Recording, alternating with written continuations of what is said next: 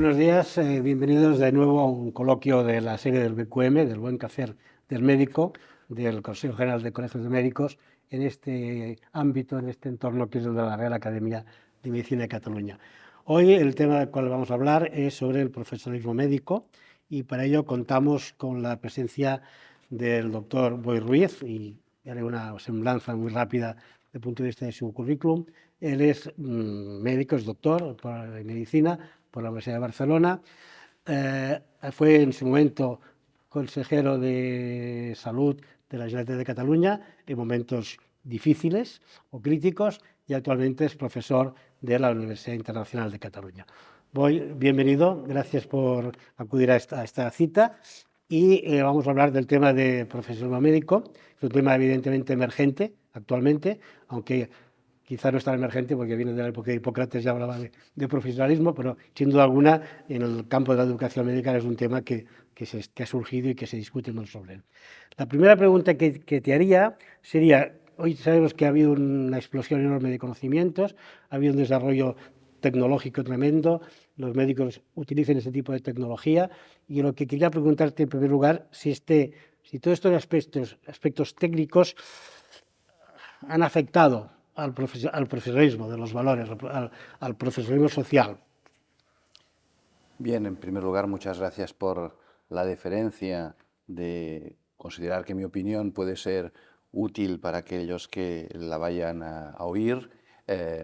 Y en relación con la pregunta, yo creo que, como bien decías, ¿no?, la velocidad con la que estamos innovando en instrumentos para el diagnóstico, en instrumentos terapéuticos, hace que una parte muy importante de la dedicación del médico quede abocada en cumplimiento con los propios principios del profesionalismo, a mantener al día sus conocimientos y, por lo tanto, sus competencias, ¿no?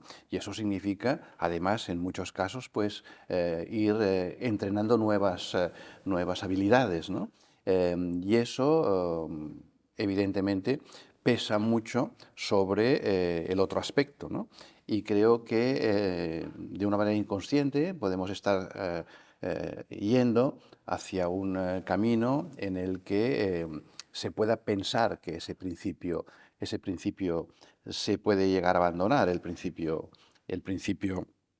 de la, digamos, competencia relacional con el paciente, ¿no? Pero yo creo que, pese a todo, tenemos un mecanismo indirecto de seguridad, ¿no? Porque, como decía en su momento Albert Jubell, la práctica médica y la atención sanitaria, para ser efectiva, tiene que ser afectiva. Y, por lo tanto, por mucho que nos derivemos hacia la tecnología, hacia el conocimiento científico, etcétera, etcétera, si solo empleamos eso y dejamos la parte afectiva de relación con el paciente, el resultado clínico al final no va a ser el mejor posible, ¿no? Por lo tanto, hay un proceso, digamos, de autorregulación en el ejercicio, en el que, autorregulación del proceso, hablo, no de la profesión, sino del proceso. Si además de los aspectos efectivos no trabajas los aspectos afectivos, el resultado clínico pues, puede no ser el mejor posible. Bien, entonces, últimamente, en estos últimos tiempos, estamos asistiendo a diferentes cambios muy importantes, ¿no? Por ejemplo, por citar algunos, la pandemia del coronavirus, posibles pandemias que puedan venir o enfermedades emergentes, el envejecimiento, estoy pensando en otros, como por ejemplo el gran desarrollo tecnológico que antes comentabas, o incluso los aspectos económicos, las dificultades económicas. Entonces, todo esto supone evidentemente un cambio en el contexto social, un cambio en las expectativas de los pacientes y un cambio también en el modelo sanitario. Entonces, la pregunta es, ¿todos estos cambios afectan a los aspectos del profesionalismo, de los valores del médico? Bien, yo creo que todos estos cambios los podemos situar en los diferentes aspectos que definen el profesionalismo, ¿no?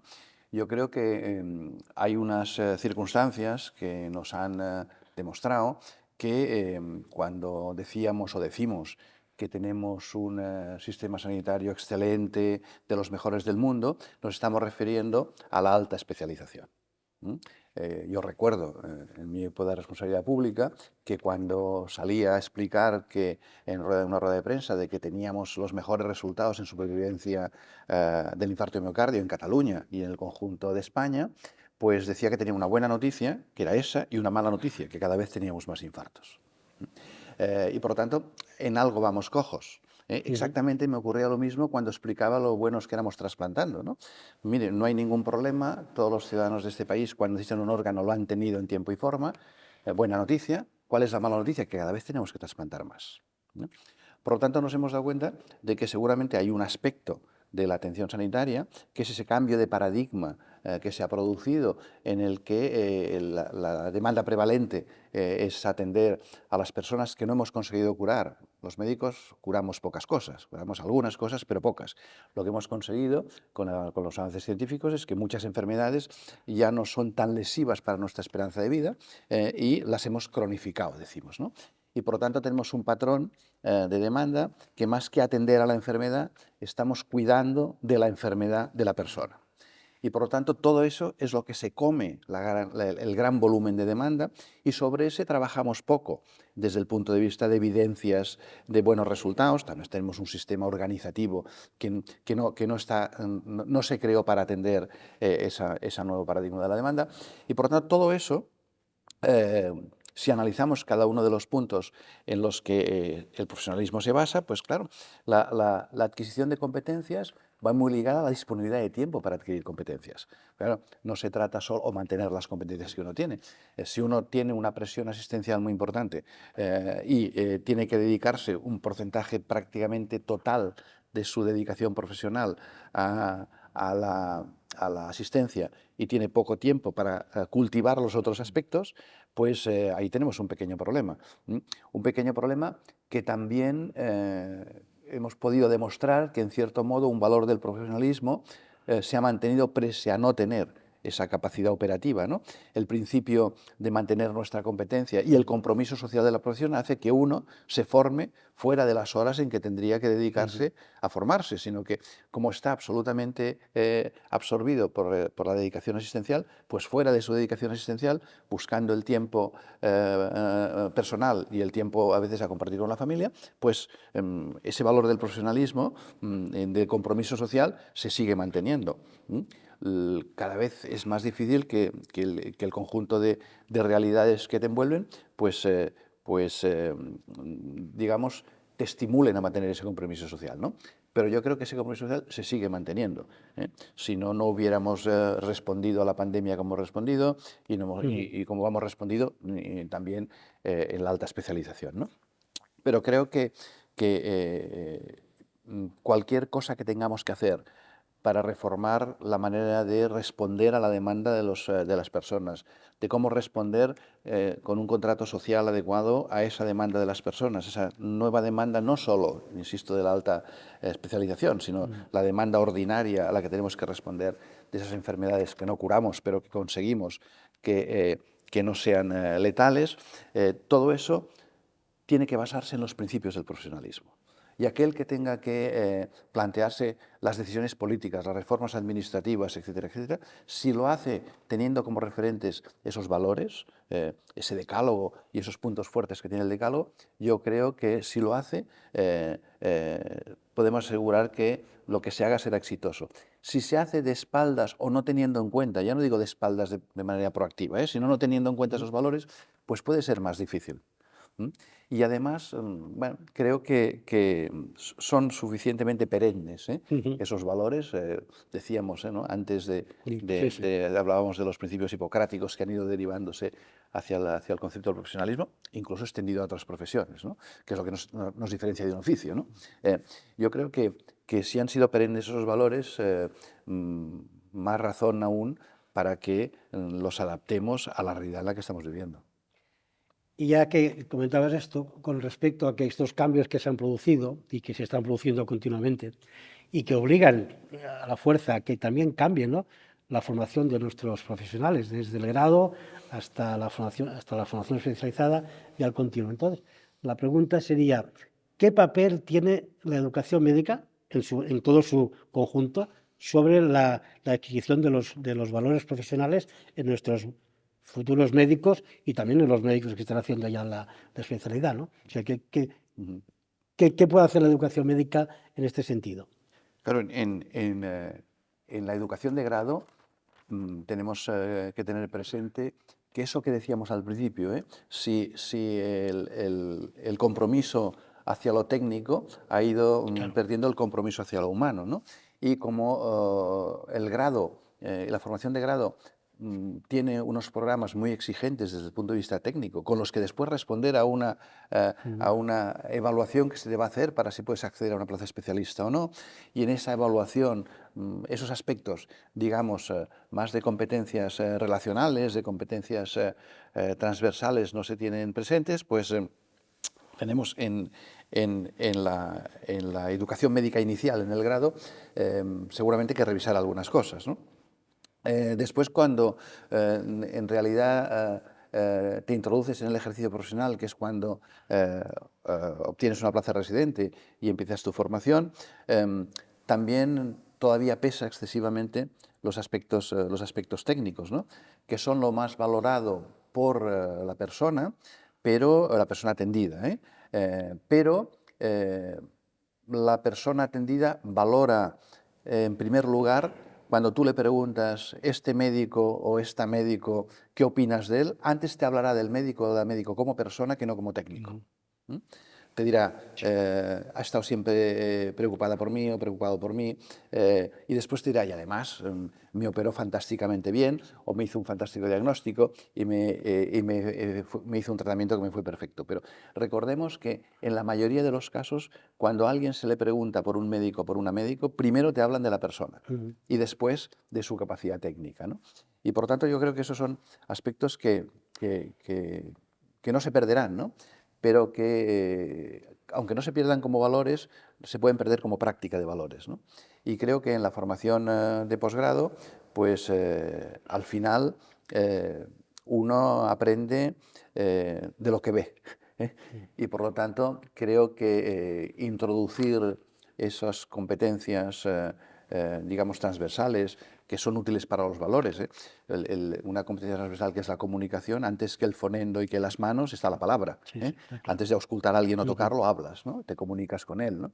El que tengamos presente que el ciudadano, además de facultarnos a través de alguna universidad para que ejerzamos la medicina, a diferencia de unas cuantas décadas atrás, no solo nos faculta para eso, sino que nos pone los medios. Ya no nos faculta para ejercer la medicina, ir a nuestra casa, montar una consulta, comprarnos nuestro equipamiento, no.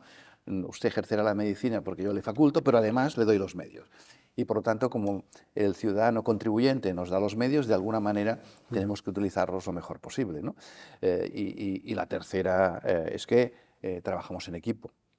Y por lo tanto, comunicación y relaciones interpersonales son elementos enormemente importantes, ¿no?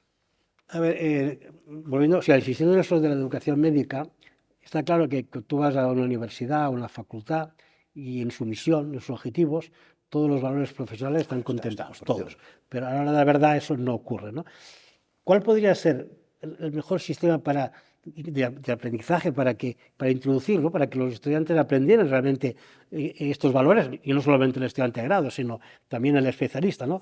Porque es ahí donde a veces choca el problema, ¿no? Que todo está muy bien explicado el que se ha de obtener, pero luego no saben cómo obtenerlo o no ponen en práctica ningún tipo de acción para Sí, obtenerlo, ¿no? hay metodologías pedagógicas para hacerlo. Yo en la universidad dirijo el máster de gestión sanitaria y ves cómo esas competencias también son necesarias adquirirlas en otros ámbitos del ejercicio, no solamente en el ejercicio clínico, ¿no? Y utilizamos metodologías de simulación para el aprendizaje en la comunicación, de simulación, no de avatar, para entendernos, Sí, sí, sino no. con actores. Sí, sí. Escenificamos situaciones reales y esas situaciones tienen que vivir los directivos creando equipos, grupos de trabajo que tienen que interaccionar entre ellos, ¿no? Que se autoevalúan, todo eso se graba, se autoevalúan si han utilizado la metodología pertinente y cómo han comunicado, ¿no? Porque, claro, comunicar no solo es hablar, como sabemos hay el lenguaje no verbal, ¿no? Hay veces Sí, sí, que con la cara ya pagas, ya ¿no? paga, sí. Y yo creo que metodologías existen, ¿eh? Para el trabajo en equipo. Es más, en la UIC en determinadas actividades se hacen las prácticas juntos. Estudiantes de grado de enfermería cuando trabajan en situaciones que tienen que hacerlo de Sí. manera conjunta, ¿no? Y yo creo que es cuestión de ponerlo en los programas, digamos, de una manera más sólida que no meramente optativa, ¿no? Y que además en la evaluación para obtener una plaza especialista se evalúen también esas competencias. Y en el grado Eh, también. y en el grado, ¿no? Se Grado. evalúen en el grado porque son asignaturas y luego se evalúen esas competencias para acceder a una plaza de residente, ¿no? Y por lo tanto, creo que espacio lo hay. Seguro. Tenemos seguramente que reformular cosas, pues porque no hay, no hay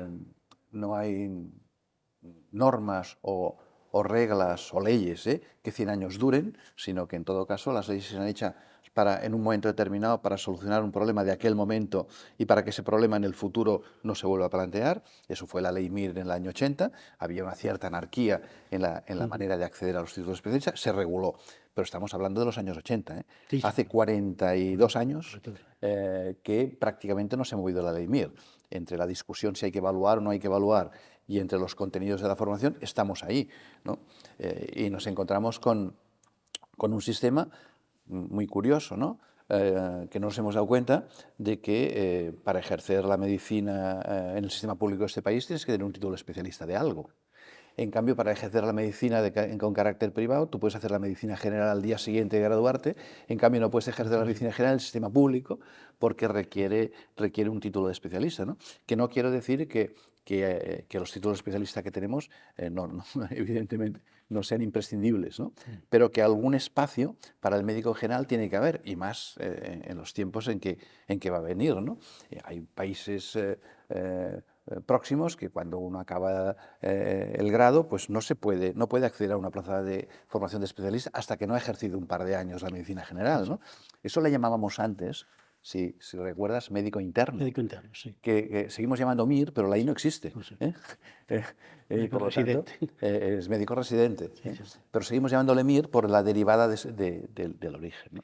Pero creo que hay espacio para en la formación de grado y en la de posgrado introducir programas que refuercen esas competencias. Y en ese sentido, ¿qué importancia le das tú a dos aspectos que para mí lo son, pero quisiera saber tu opinión, en la adquisición de los valores profesionales?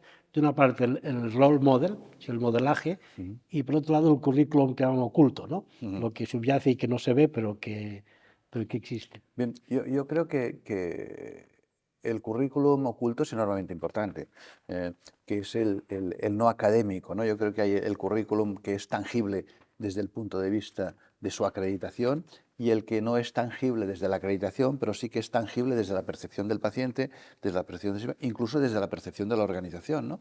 Yo siempre, cuando planteamos cursos de gestión clínica y cursos en jefes de servicio, yo les pregunto a los alumnos, ¿cómo sabéis cuál es el mejor médico de una determinada especialidad en vuestro hospital o en vuestro centro? Se miran todos y vamos con una cierta tendencia, ¿no?, a la posición que tiene jerárquica, lo que publica, la investigación, el reconocimiento. Y yo les digo, yo les planteo un indicador más sencillo. Es aquel al que todos los que trabajan en el hospital llevan a sus familiares. Y por lo tanto, ese es el currículum oculto. Sí, Y eso tiene difícil visualización, pasa igual en la universidad. sí, sí. Lo que menos pesa en la universidad es el aula. Es el Pesa mucho más lo que investigas que lo que hagas en Sí, el aula, ¿no? sí, sí. Yo creo que esos aspectos, que serían aspectos de reconocimiento, tendrían que tener alguna manera de ser medidos y valorados y en el conjunto del sistema. Bien, y aquí vamos a ir cerrando un poco el bucle, que al principio has hablado de una de las primeras preguntas sobre el contrato social, ¿no? Es evidente que desde el juramento hipocrático hasta ahora las cosas han cambiado. Antes se empezaba por jurar a los dioses, luego se hacía una promesa a la humanidad en alguna modificación que hubo del juramento hipocrático por la Sociedad de Naciones de Ginebra, y hoy hablamos de contrato social, que es un contrato tácito entre el médico y la sociedad, que es en un sentido, o sea, la sociedad reconoce al médico lo que hace, porque el médico además su obligación es formarse lo mejor posible y hacer lo mejor posible, pero visto al revés, visto el contrato en sentido inverso, ¿no? De la sociedad respecto al médico. ¿Esto existe? Ahí está, sí, una correlación o está... Yo creo que hay dos niveles la parte social tiene dos firmantes, ¿eh?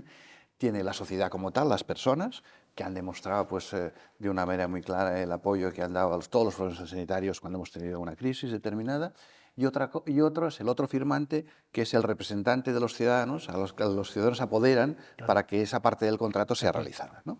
Y por lo tanto, esos apoderados, que son la gente que elegimos, ¿no? Pues seguramente tendría que manifestar de manera más explícita con las políticas sanitarias, con las reformas que todos sabemos que hay que hacer desde nihil tempore, en la organización del sistema, en la propia promoción del profesional, en el propio desarrollo profesional. Todo eso está escrito. Y escrito desde diferentes puntos de vista con una alta coincidencia, ¿no? Esa parte del contrato social que las personas ponemos en manos de nuestros representantes, pues seguramente requeriría un cumplimiento mayor, ¿eh?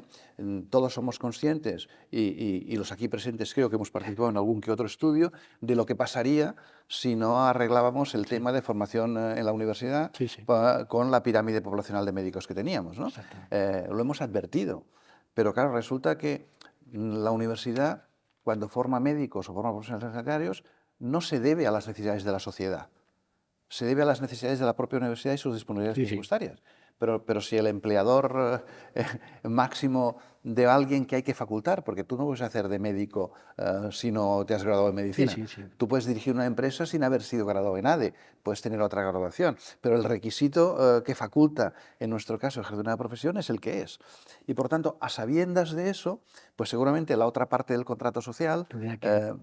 ahí no actuaba oportunamente, porque no es una cosa que de golpe y porrazo nos hemos dado cuenta que nos faltaban médicos o enfermeras. Sabíamos por los baby booms, y algunos somos de esas promociones, ¿no?, que detrás nuestro se habían formado muchos menos médicos, que hubo unos números clausos más estrictos, seguramente justificados y bien justificados por la realidad económica de la propia universidad, que no tiene dinero para formar más plazas.